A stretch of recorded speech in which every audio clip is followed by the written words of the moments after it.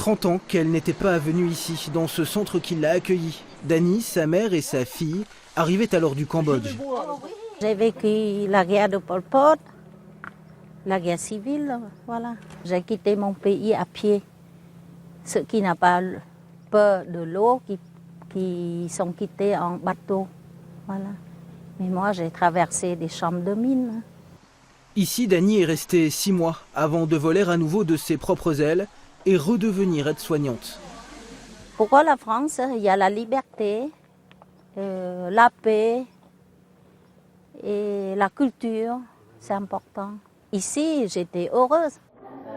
Comme Dany, ils furent 3000 à transiter ici, Cambodgiens, Laotiens ou Vietnamiens, tous en exil pour fuir la guerre, échapper aux dictatures communistes et retrouver un peu de répit dans des centres comme celui-ci. Ça s'est passé tout naturellement.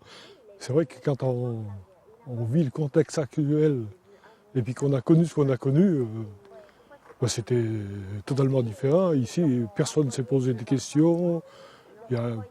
Ça s'est fait vraiment naturellement, quoi. Notre culture, elle n'est pas unique. Notre culture française, depuis les Gaulois, on a évolué quand même. Et justement, elle s'est faite par tous ces apports successifs. Et c'est là qu'il faut continuer à enseigner ça. Voilà.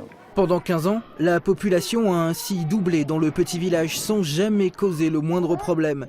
Une histoire aujourd'hui remise à l'honneur dans le cadre d'une biennale baptisée Traces, une série de spectacles, de projections, de messages dans toute la région.